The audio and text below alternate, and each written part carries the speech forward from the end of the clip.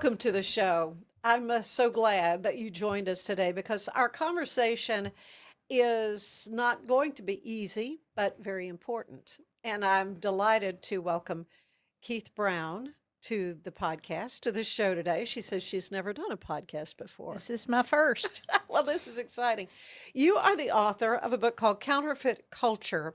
It's the story of years that were spent inside a cult near Waco and the long road to really recognizing what had been happening, what had appeared to be a wholesome and safe, deeply spiritual organization was actually built on control and deception. Am I stating that You are correctly? right. Yes. Well, you wrote, I thought I was too smart to fall for a lie, but painful events had blinded me and left me vulnerable. The lie hid so close to the truth, my desperate heart barely perceived the danger. So, really, your story is about longing for belonging and being a Right. part of our certainty to have more of God, which, I mean, that's universal. But it's how good people can end up in really unhealthy situations. Um, Warning signs can be there, they're often ignored. Yes, And they how are. listening to that still small voice is still so important and can lead us home. Yes. So, um, so if you're questioning your instincts, where kind of where you are right now, if you feel spiritually disconnected or wondering how truth can become distorted uh, inside religious communities, especially stay with us because I think you'll learn a lot. Keith, thank you again. Oh, and thank you for having me. This Well, is thank you for writing this book. Now, this is something that was years in coming because you left this group um, several years ago now. we left in 2018. Okay, so it's It's been it's been 7 you years. yeah, it's been a hot minute that you Yeah. and so my knowing you obviously was not prior to that time. And so what you do a lot, it seems to me in the book, is kind of go back and analyze your upbringing, analyze your home life, and what kind of led you then to be deceived, basically is what you're saying, by a homestead. Right. I My background, I just went through just things of being dyslexic or being having a very um unusual mother. Very I She did did sound like a piece of work. she was a piece of work, and how I became such a people pleaser. I Hmm. wanted to make everyone happy, and I wanted to do the right thing, and because she was so unhappy, and my dad was unhappy. When you grow up in that kind of environment, I wanted there to be happiness, and so I think I just learned to just be such a people pleaser, which really led me down the wrong road in a lot of And you were ways. the younger daughter of two. Right? Um, so, but you were very close to your sister, I and loved she my was kind of sister. an anchor for you. She was, but she was 4 years older, so she left home, and I felt kind of abandoned, during that time. Yeah. And but those things just form who we are, and I feel like the Lord uses everything, but Hmm. that was yeah, that was my background of trying to make everyone happy. Right. And I mean, your mom, she loves sweets. I mean, in reading your book, though, Keith, of course, knowing you and knowing a little bit about your story, but not much about your story, I'm literally laughing out loud Okay. at how clever and funny some of the your expressions are. Um, but it's not a funny thing that you went through. So let's talk about how you and your husband kind of got caught up into, and the group has had a number of names. Emmaus Group, I mean, there's a lot of different names. Hmm. Homestead Heritage is what most people would know of it today. Right. Well, because they started out in New York City, and then they went to New Jersey, and then Colorado, and then came to Austin, and then to Waco. And But they it was sort of in its beginnings, and there is something exciting about being a part of the beginning of something. Right. Oh, yes. And it just looked so appealing in where we were. The homeschooling movement was just taking off, and there was just so much uncertainty, which there always is, but in life, in the 80s, and um, it just looked like the answer. I think so often we're looking for nirvana. We're looking Hmm. for the perfect way to raise our kids. This will be the perfect pill. The answer to all of life's problems, and I think that's what was so appealing to us. It looks so good, So now you're college educated. right? Yeah. Your husband is an attorney Right. and CPA. Right. I mean, so both professional people did, and you worked. Your mom owned boutiques, and I mean, so you were a working person as well, Right. and then started having the family. So you had quite a big family. We did, which is so funny because I don't think, I mean, if we hadn't gone to Homestead, I probably wouldn't have had such a big home, such a big family. But Well, and you were we pregnant have, every year, it seems it like. seemed like I was always nursing or pregnant with someone. That's how I kind of date time, who I was nursing or pregnant with. And Uh-huh. yeah, we have 9 children, 9 children. 22 grandchildren. Oh, So that's the blessing of a big it is a family, you blessing. It know. is one. I love all my kids so much. Oh, I Yeah. know. I know you do. Well, so let's talk about when you were there as a part of Homestead Heritage. What was daily like for you? Well, so many people have asked me that question, and I was trying to homeschool, and I was, And you had kids ranging age from, well, when we went, I think my oldest was 9, yeah, and you had 4 kids when you went, we had when you 4 got a part kids of this. when Yeah. we went, and so I was probably pregnant or nursing someone, and I was trying to homeschool, which I'm not the greatest teacher, as so I was trying to figure out what to do. Right. And it's so funny because we got every kind of animal imaginable on our little homestead. We built a house on the homestead farm, which is Mhm. there now, and we were spending a lot of time corralling all these animals, and Goats and yeah, you name goats it. and sheep and chickens, and we had no idea what we were doing, and but it was fun. I always wanted to be a hippie, and I always wanted to, I loved all that. I loved being outside, and of course I want the kids to do all the work mainly, but they were, it was like living the life, like Right. that's what we did. I homeschooled, and then cooked a lot of meals. I mean, and we had company continuously. I mean, hundreds, if not thousands, of people came through our house. We had company stay with us. A lot of visitors coming through. To see Homestead would Hmm. come over, and so I was always preparing for something. And Okay, so my impression over the years of seeing it, the men seem to be very with it, and and living like, living the dream and all that. The women just looked haggard.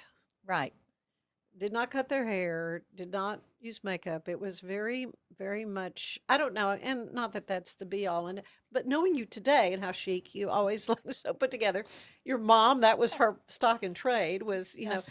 So what was that like when you were dressing in denim skirts and, you know, Well, to me, it was like, well, this is what you do to belong here. This it's is, like a uniform. and it was, yes. And I wrote, it was like a uniform. And when I wrote about in my book is that, they said we don't have rules. We're not, but we have these patterns.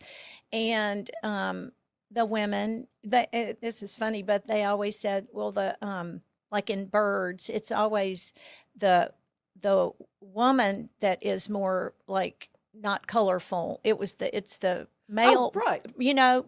Sure. and so that was kind of how Think of we, a peacock. yeah, right. And that's how we were, women were to be modest and, dress with, the long skirts and not cut our hair. And to me, it went against the grain of everything I obviously knew growing up and working in the fashion business, but to me, it was like I was sacrificing for God.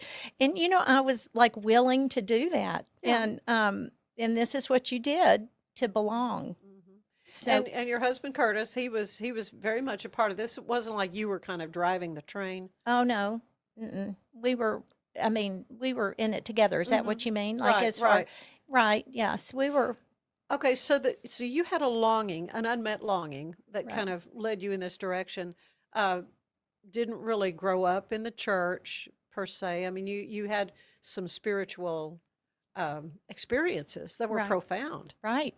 And as I a think young and person. I think we all do probably. I Yeah. think that's just in our hearts. But yes, I didn't grow up in what you would call a Christian home, Hmm. you know. But Curtis more so, Definitely did. He was a Baptist through and through.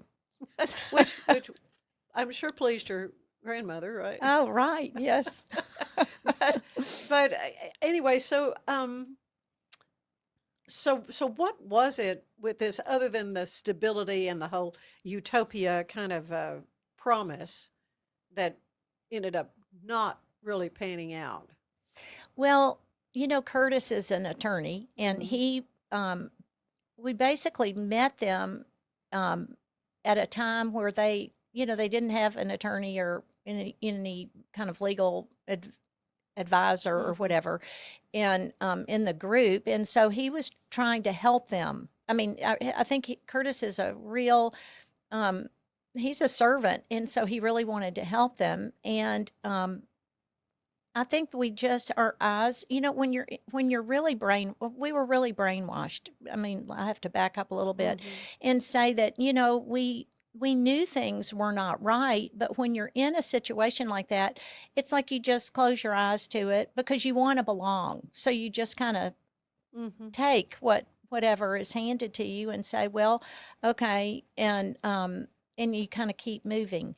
And I think it came to the place where Curtis realized they really didn't want his help. I mean, they wanted his help in a certain way, but when things were not legal, things were, he brought up so many areas. He had a long list of things that bothered him that he Hmm. wanted them to come into compliance with or whatever. And it got to the place where when you come to that, what they would call the authority, the leaders, and you bring up things that you question, it becomes a question of loyalty.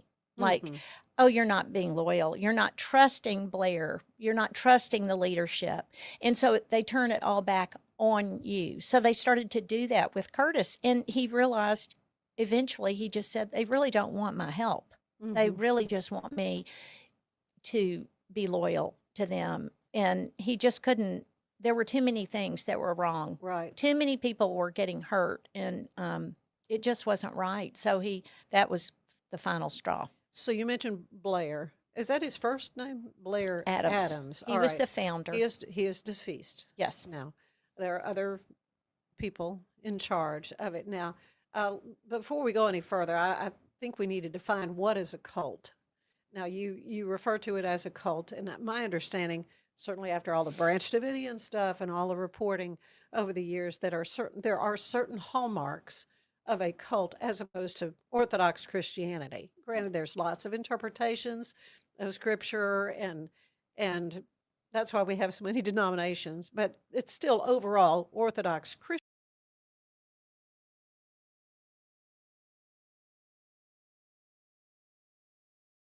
as opposed to a cult. Right. So, in your understanding, what made Homestead outside the bounds of Orthodox Christian? To me, a cult is when you don't have autonomy, where you cannot make your own decisions, where you don't have that freedom of conscience, that they have taken over that, that your loyalty to them is the utmost important. To guard their reputation is of utmost importance. That's what is demanded of you. And so to be able to use your own mind and feel things in your own heart, that are God given, our conscience, and to be able to freely express those without repercussions. To me, that is just a violation of who God made us to be, and that to me is a cult. Yeah, and in my study, it seems like one other big hallmark is to deny the Trinity. Oh, right. And so you want to talk to that. Right. So for years, and it's really embarrassing for me to confess this to the world, but I did it in my book. The leadership would mock from the pulpit the Baptists, the Methodists, the Lutherans. I mean, every denomination, the Pentecostals. In you have to understand a separatist group like Homestead, the way it keeps its members as members is to discount, judge, criticize anything outside it. The way people dress, what they believe, and so it's that fear. They put the fear into the people. We don't want to be like that. And once you've given your brain and your heart over to being a member, you'll go along with that, And so they have for the 30 years we were there, it was normal for them to mock Christians. They would call people some sort of Christian, or they'd give them, say silly things about each denomination. And they believe that if you believe in the Trinity, you are not you're not a Christian. And because they believe that's three gods, they don't distinguish between the Father, the Son, and the Holy Spirit. They say it's all Jesus. And it's a very confusing thing for me to try and explain that doctrinally. I guess you can take a scripture and any scripture and misinterpret it, but Oh, yeah. but I mean, they discount most of Christendom, by saying that if you believe in the Trinity, you're not saved. I mean, that's how it was when we were there. Right. Well, there were other red flags that Right. might have alerted. Want to talk more about it, but we need to take a break. And when we come back, we'll come back and visit more with Keith Brown about her book. It's her memoir, Counterfeit Culture. Stay with us. There's more of the show ahead, and I will tell you today's show is brought to you by the Wild Watusi Boutique in Hewitt. Go check them out. Stay with us. There's more of the show ahead.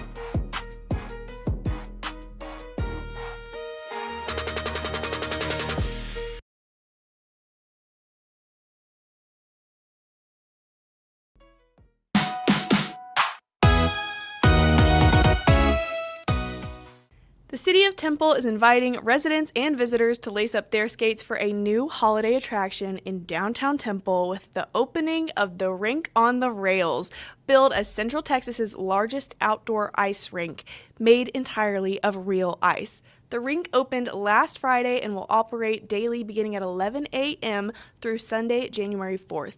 It is located at the MLK Festival Grounds and is designed to offer families and friends a seasonal activity close to home during winter break. Zimmerman Law Firm is covering Uber, Lyft, and cab rides to ensure your safety this New Year's Eve.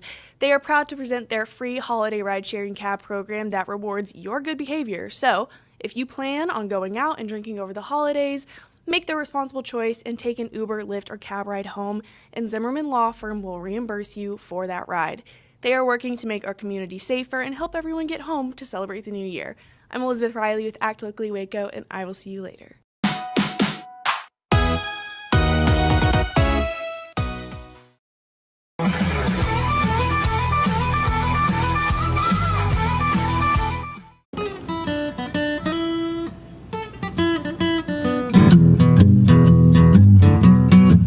Well, I've never been to Vegas, but I've been out gambling once or twice.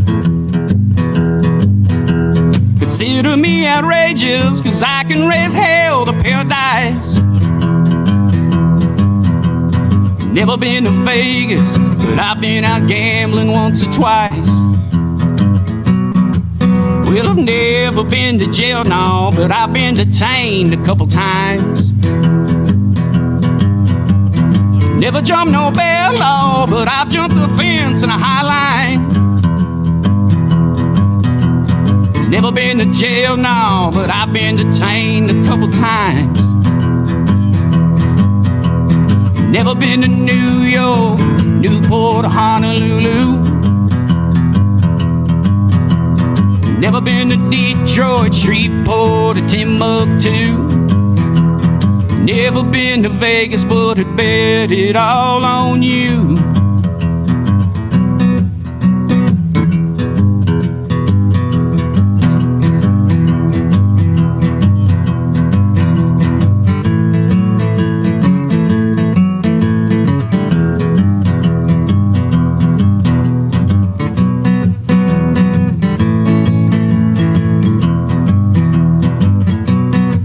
Well, I've never been to heaven, but I've been close in my time.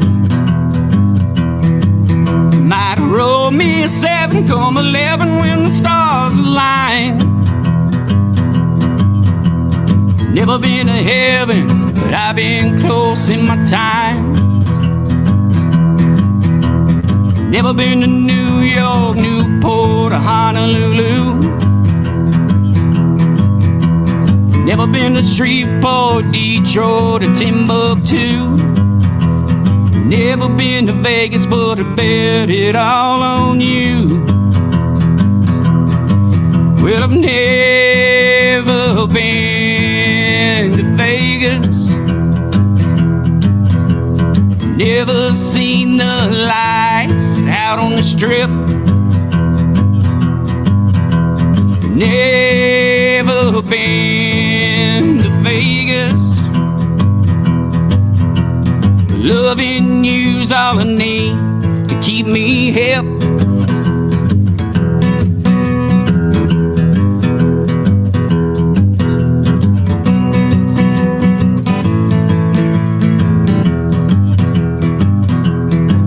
Yeah, I've never been to Vegas. Never seen the lights out on the strip. Never been to Vegas. Loving you's all I need to keep me hip. I said loving you's all I need to keep me hip. Loving you's all I need, keep me here.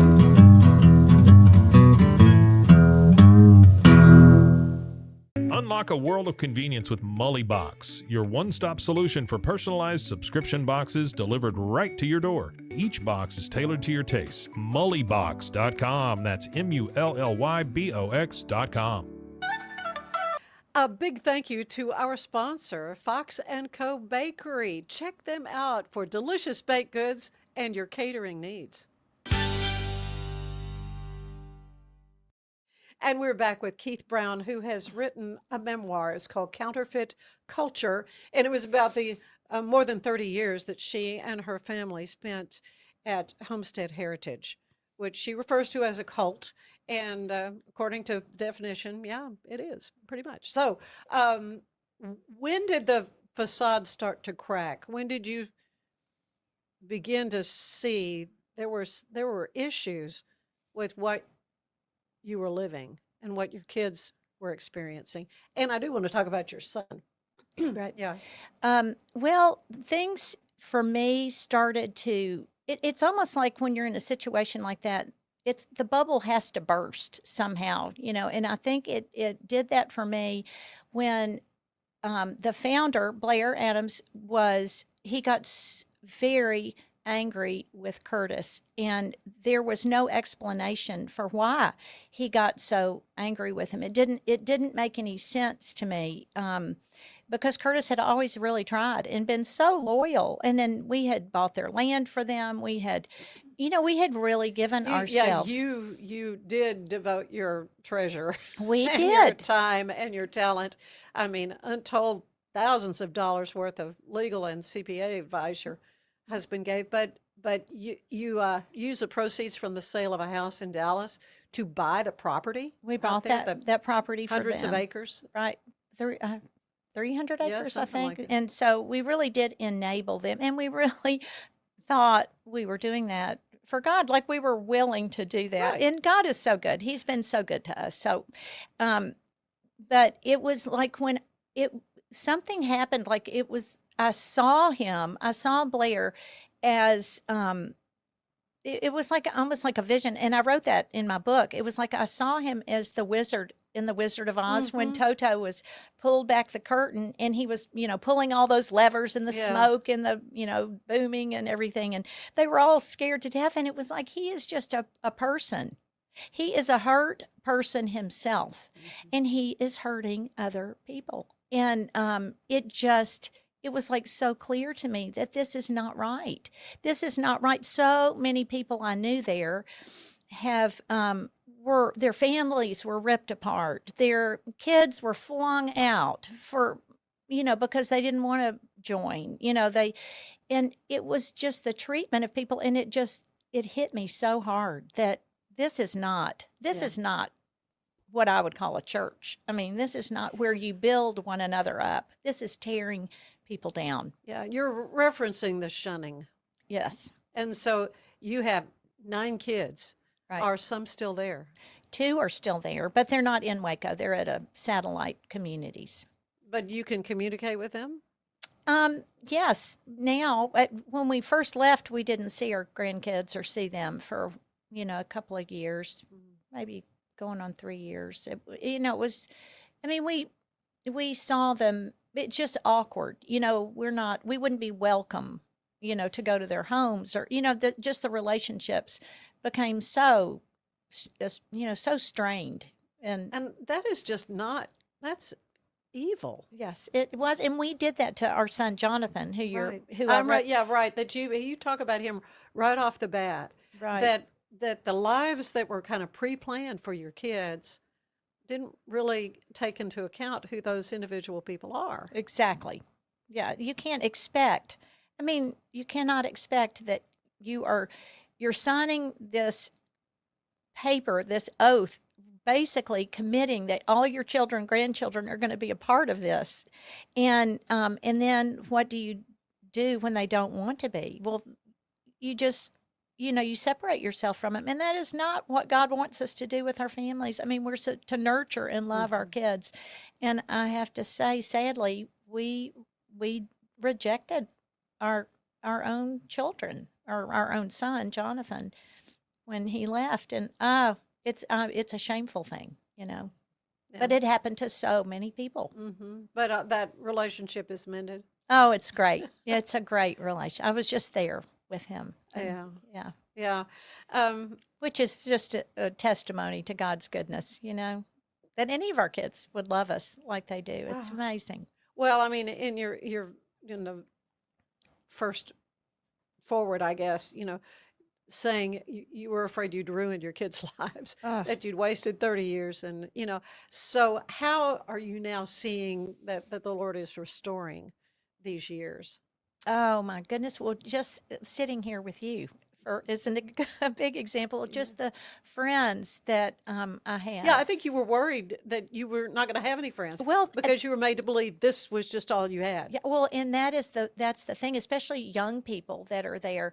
I mean, their finances. I mean, it was hard for my kids to leave because they lost all their, one was a realtor, one was a CPA. They lost all their business, had to start all over again because everybody broke their contracts, or it was just rough. And so it's hard to leave it's hard to admit that you were so stupid, to tell you the truth, to admit that you did something like that. It's like, why, what were we thinking, and why did we do that?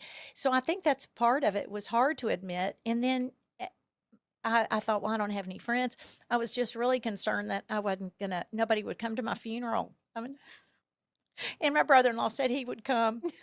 So, okay. But your mind, you go to those Well, places of thinking, well, I'm old now. What am I going to do with my life?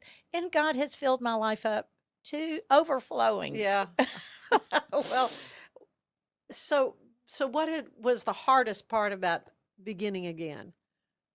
I think it was just the processing of just everything that I had become. I mean, 30 years of a mindset, and then coming out of that. I Of course, this has been a great cathartic thing, I'm mhm, sure, writing it. right. It was. I think that it was the fear and the condemnation was the hardest thing, and because I mean I would get a phone call and I would tense up like waiting for the shoe to drop because I lived that way in Mhm. fear for so long. Like, what did I say? It's like that those habits of calculating what do I say here, and because what are they going to think, and what are the consequences? When you've lived that way for a long time, it took a long time to to for the Lord to just heal a lot of that fear and condemnation, and it was just it was a process, I Just an think. example of the kinds of things you dealt with, though. You were not allowed to go to your niece's wedding. Talk about that. Um, that was so sad. So my sister's husband, my brother-in-law, had died of a brain tumor, and so my sister was trying to put on this wedding by herself. I mean, she had a lot of help with friends and all, but I mean, we said yes, we'll come right off the bat. I told her, but because my niece had come to visit Homestead, and I wrote about this. Emily had come to because she was really interested. A lot of people have come there to think this is so wonderful. Hmm. And so she was coming to check it out. And she ended up getting a whole lot more than she um, bargained for. I mean, she realized pretty soon. And I'm so glad now. We have kind of laughed about it since then. But she went to one of the youth meetings, and the Aussie, the one who is the leader now, was preaching or something, and he looked at her in the meeting and said, "You think you're saved, but you're not."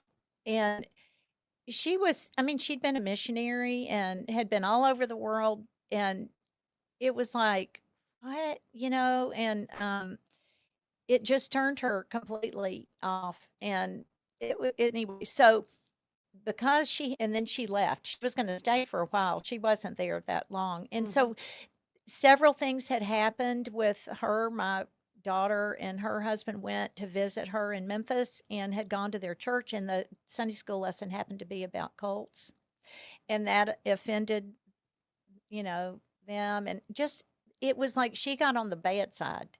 And so of the leaders Hmm. just didn't like my sister. They didn't like, because they weren't they just weren't in love with Homestead. And so when the wedding came about, I mean, like right before we were going to go to this wedding, and I mean, we were going to the bridesmaids luncheon that had already been paid for. Yeah.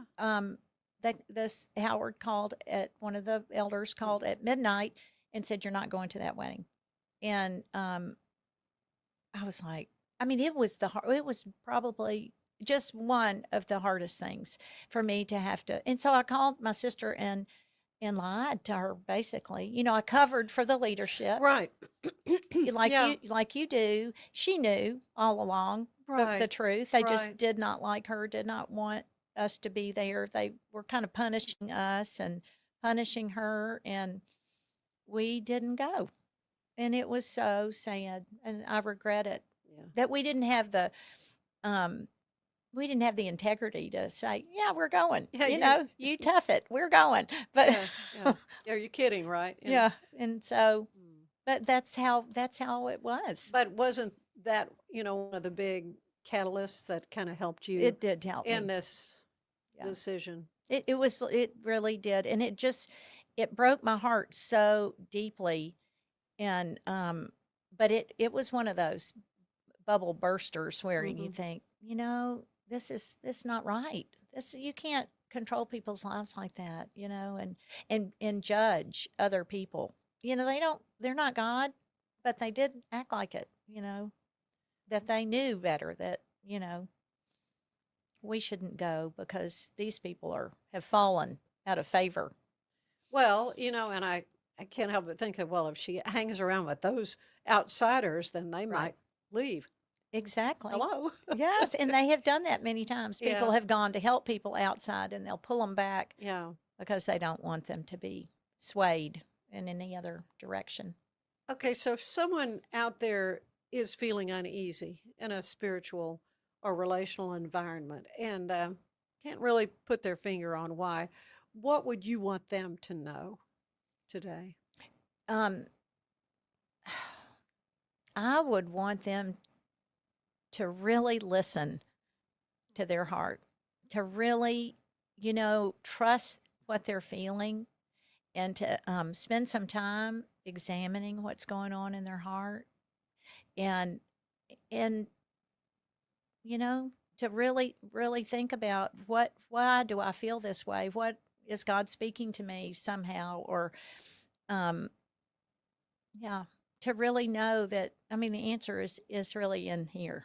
It's in our hearts, and I think the lesson I learned. That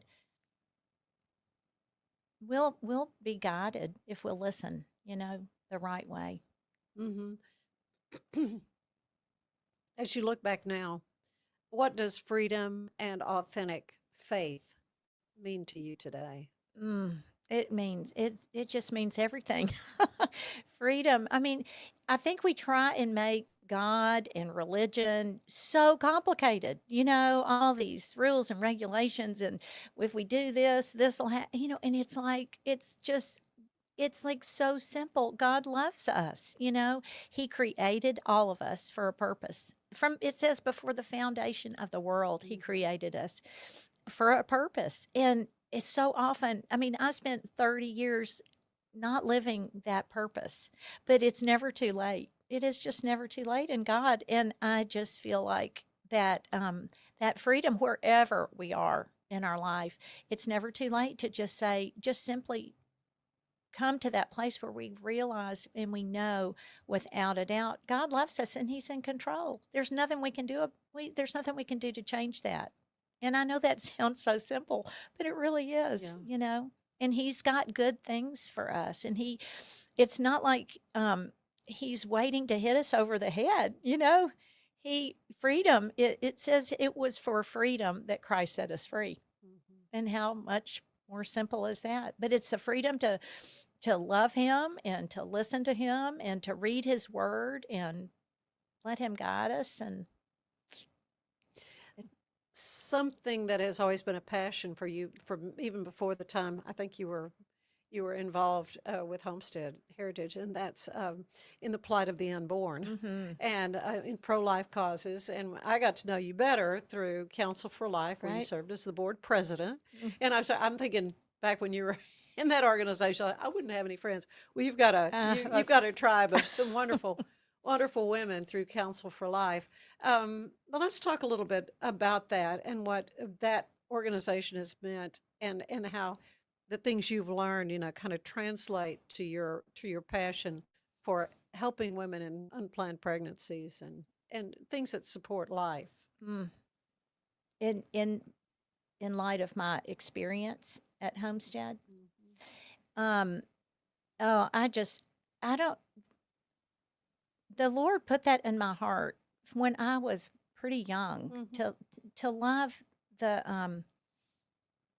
those that couldn't speak for themselves. Yeah. And I think a lot of that might have come from my mom, even though she was so progressive and she had some pretty wild ideas. She always loved people, and Yeah. she was always for the underdog. And so I think I have to attribute some of that. But um, I think in relation to and I'm hope I'm understanding the question as far as being at Homestead. That was never that particular subject was never really addressed at all. I think that might have been an understood, maybe, as far as being against abortion or whatever, but the value of life, there was, as far as loving people, loving the unborn and just people in general, and lifting them up and caring for them. That's what was missing. The building up of who we are instead of the tearing down. And but I think I missed during that whole time at Homestead. That whole love for the unborn has always been in my heart, and it was just it's just so amazing to me that it came back, after we left. It was like, I can do this again. I can speak out for the unborn again after all that time. Yeah, and in such an effective, wonderful way. Oh, with Counsel for Life. Yeah, Yeah, just yeah. and that whole story of how I got involved was just God story. Well, so I went to Curtis and I went to a wedding in Dallas with a good friend, Jay and Nancy Turner, and their son was getting married, and I was, had the bun and, looked like like a homesteader. Haggard. That you haggard. But and Jay and Nancy had been our friends, all those years, but it wasn't like we saw them all the time. But we were at this wedding, and I was sitting next to Rebecca Lutz, who happened to be the past chair of Counsel for Life in Dallas. And she said, well, we want to start a chapter or a branch of Counsel for Life in Waco. And she invited me, and I went to Margaret Brown's house, to the first Counsel for Life when Margaret Brown was still alive and had that hosted everybody. And I was still at Homestead. And so I invited all of them. They were coming to a CareNet banquet. All the ladies that were involved that were coming here for that meeting, I invited them to stay in our guest house. And so they came, gave them a whole tour of Homestead. Ann Carruth came, who started Counsel for Life. And it was like going full circle or something, And so then the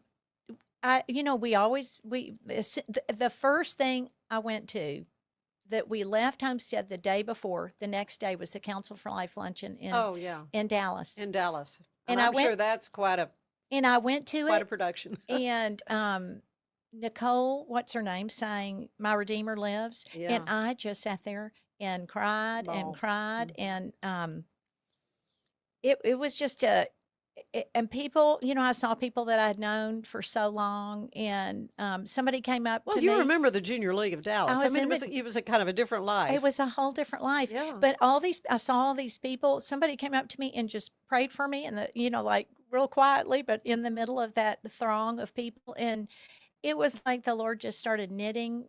It's almost like, I feel like, and a friend shared this with me. It's like and I'm not a knitter, but knitting a sweater, like you do the back and then you put the sleeves on and you go around, and it's like God was just knitting me back together. Yeah.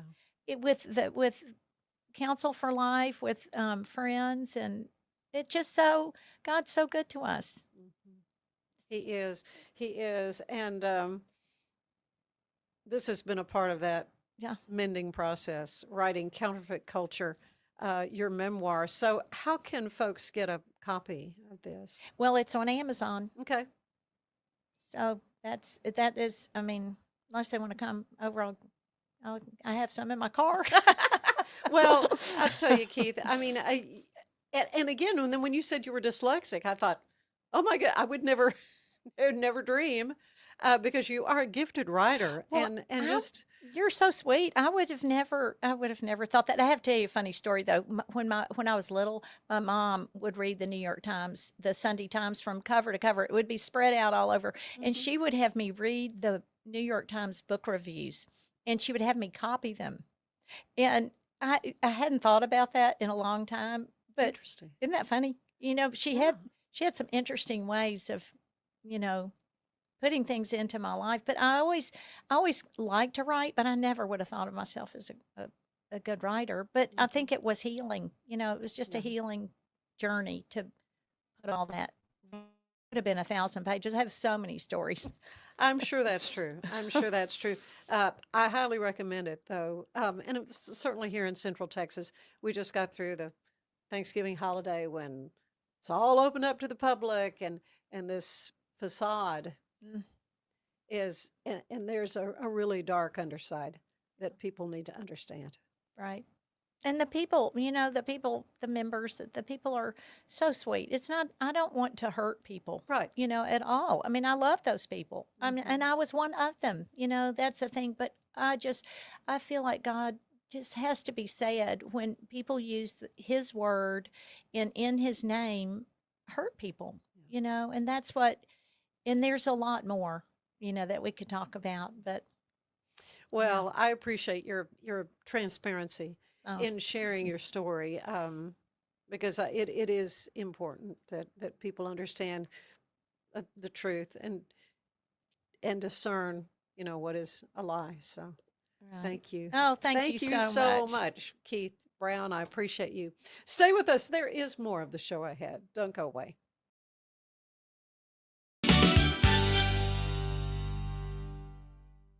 This is what $500,000 in a duffel bag looks like. Actually not real. That's because it's actually prop money. It looks realistic from a distance, but up close you can see it says for motion picture purposes. Visit propmoney.com today to get your money seen or money shot right with Prop Money Inc. Welcome to Market XLS, your all-in-one Excel solution for investors. Designed as an enterprise-grade platform, Market XLS caters to investment managers, secure and efficient investment management and research. Book your free demo. VivoSun's mission is to empower growers with stylish and effective products, making indoor growing accessible and enjoyable for everyone. Visit vivosun.com today and get started making growing plants and vegetables easy and automatic. Designed to elevate the off-road experience, enabling adventurers to conquer any terrain. For 50 years, you've trusted us on your toughest recoveries, to your most breathtaking destinations, and in countless unforgettable memories.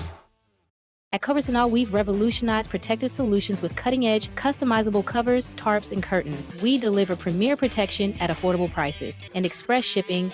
Visit coversandall.com today for the perfect fit, guaranteed to last.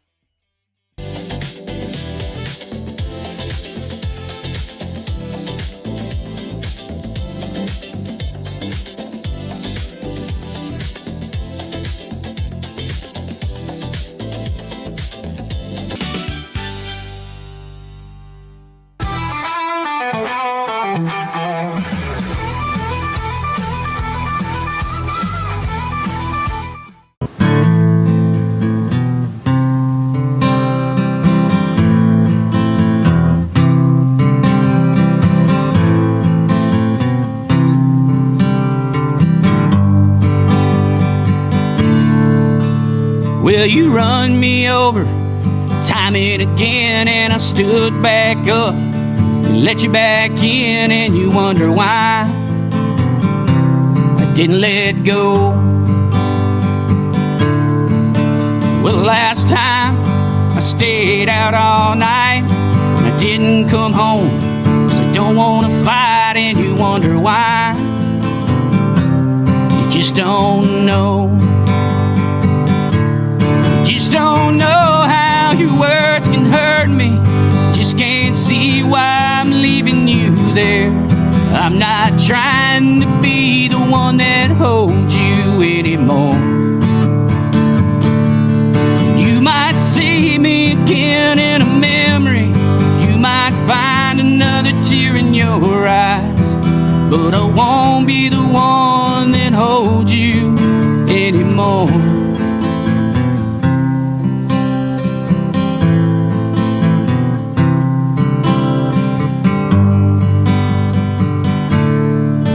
Well, I'd be better off without you around, and I really wouldn't care if you left town, and I don't care which way you go.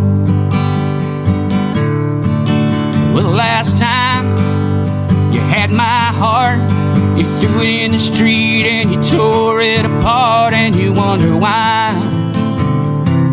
You just don't know. Just don't know how your words can hurt me.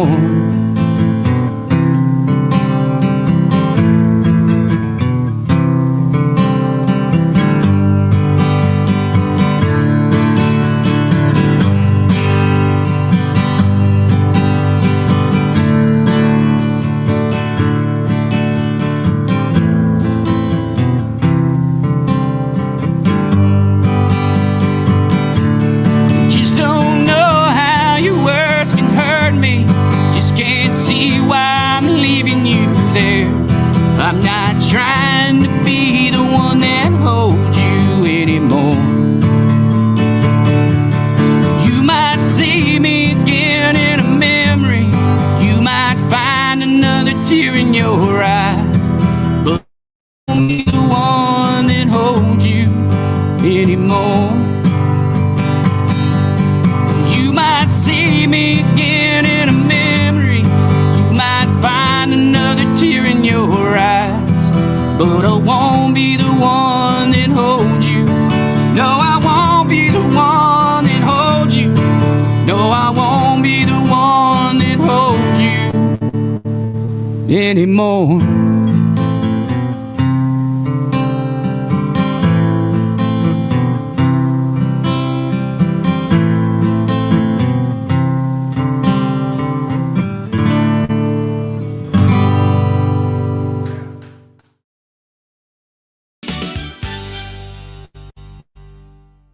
Serving Central Texas since 1889, TFNB Your Bank for Life takes pride in being more than a bank.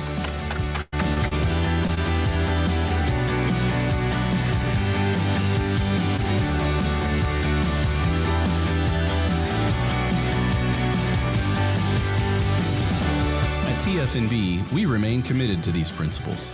If you value them too, come join us. TFNB, Your Bank for Life.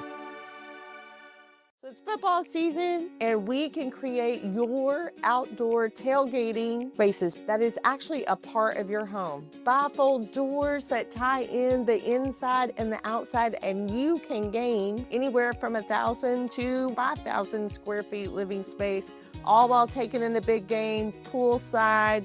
Call us at Gather & Co. Kitchen and Bath, where we can create your unique tailgating space.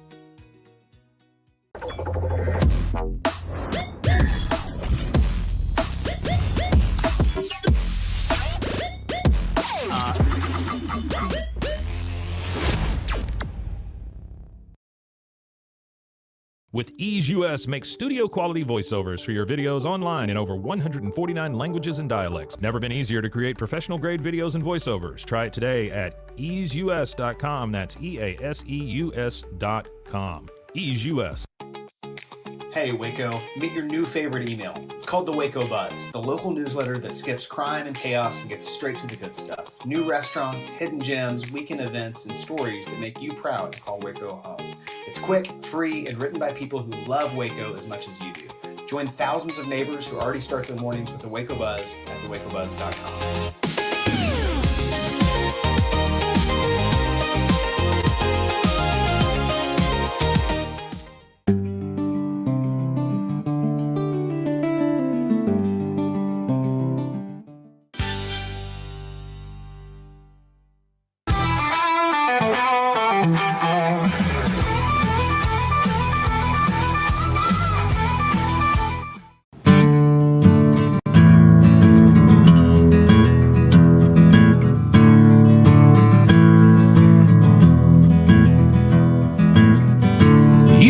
Telling them lies. I've been covering your alibis. You've been stringing me along, 'cause you know I like holding on. You've been staring at the clock on the wall, and I've been trying hard not to call. What you're doing ought to be a crime. The least you can do is at least leave my mind. Least you can do is at least leave my mind. Sick and tired of waking up, cold sweat shaking up, thinking of you all the time. Don't know what I got, though I've got it bad. Not the last, not the first, but you might be the worst heartache I've ever had.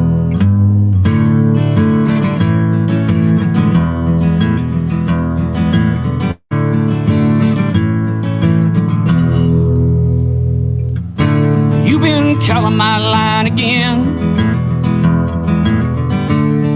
and telling me you wanna sin.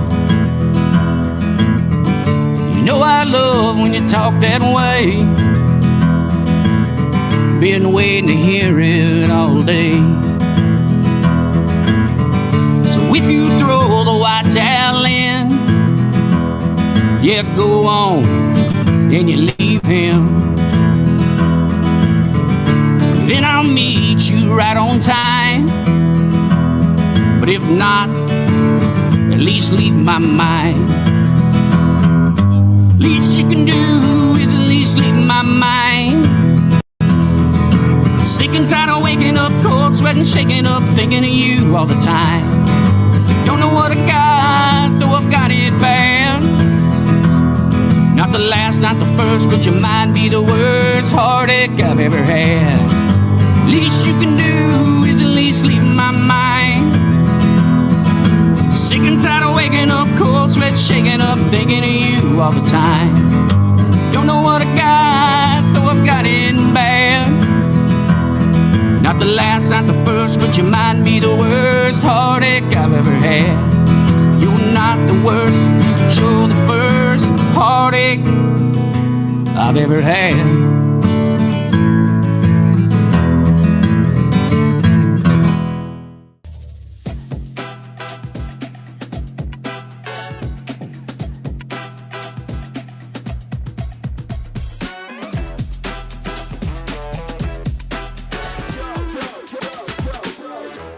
So all you have to do is tap your popple to the back of someone's phone, like that, and they instantly get your social media and contact info right on the screen. They don't need an app or a popple to receive your info. So get your popple today and start impressing everyone you meet. Make it pop.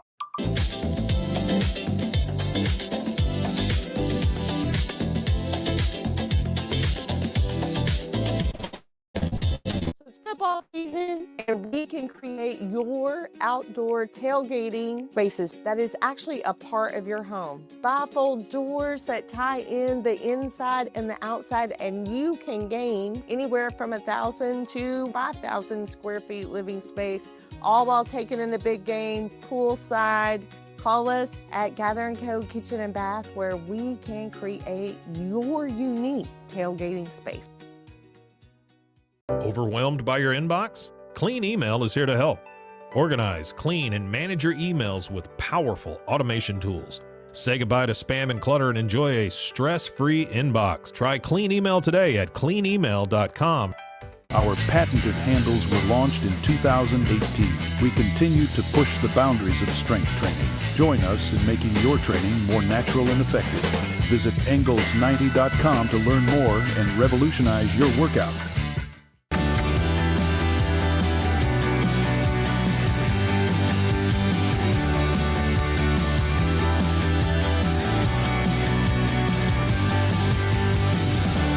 TFNB, we remain committed to these principles. If you value them too, come join us. TFNB, your bank for life. At Allen Samuels Dodge Chrysler Jeep Ram Fiat, we're proud to be your premier destination in Waco for exceptional automotive service. Whether you're searching for a new vehicle, a quality pre-owned car, or dependable service and parts, our team is here to take care of you every step of the way. Visit Allen Samuels Dodge Chrysler Jeep Ram Fiat in Waco, where great deals, friendly service, and your next ride are waiting. Come by, let's be friends.